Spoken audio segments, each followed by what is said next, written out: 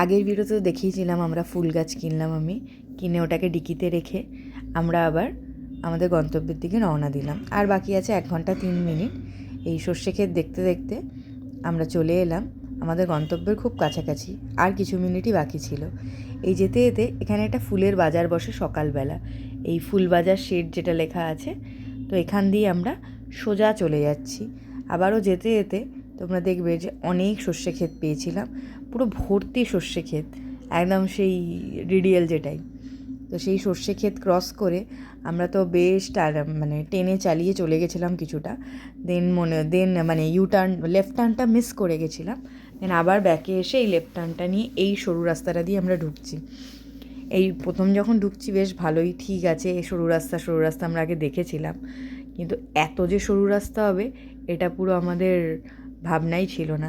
যত ভেতরে যাচ্ছি সেই ওই গ্রামের যেরকম রাস্তা হয় একটু ভাঙা চোরা ওরকম, আফটার বেঙ্গলে তো মোস্ট অফ দ্য রাস্তাই ভাঙা, বাট ওখানে ভাবিনি যে এরকম হবে, বাট স্টিল ঠিক আছে। বাট সরু রাস্তা তো ছাড়ো, এত সরু কিছু বলার নেই। একটা গাড়ি গেলে পাশ দিয়ে বাইক যেতেও গোলাপ সর্ষে, বাট আমরা সামাও পৌঁছে গেলাম। তো চলে এসেছি আমরা 74 কিলোমিটার দূরে রানাঘাটে চাপড়া ভ্যালি অফ ফ্লাওয়ার্সে। আমরা অনেকেই হয়তো খিরাই গেছি, আমি তো যাইনি এখনও। খিরাইটা খুব পপুলার একটা জায়গা।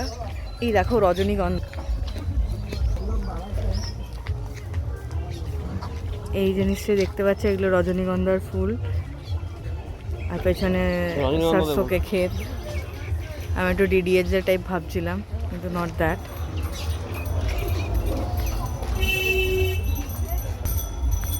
তো আমরা 1 জানুয়ারি চলে এসেছি। আমার মা চাদর সোয়েটার সব পরে যাচ্ছে, আমরা এসব নয়। বাবাও সোয়েটার, হ্যাঁ তো স্টাইল তো করতেই হবে। একদম একদম ঠিক। অমিত যাচ্ছে।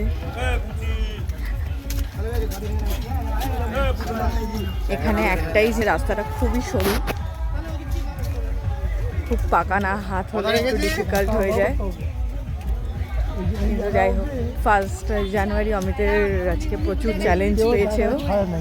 সেই চ্যালেঞ্জটা হচ্ছে আসার পর থেকে, মানে গাড়ি বার করবার পর থেকেই হয় লরি নয় কিছু না কিছু চলেই আসছে। বাট তাও ঠিক আছে, somehow we have managed. Wow, just কি সুন্দর!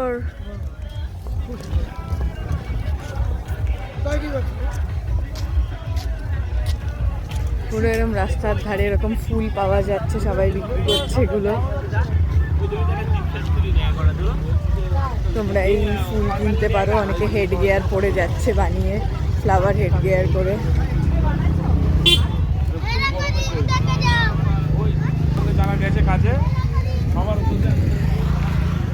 কোথায় আসছে ওরা?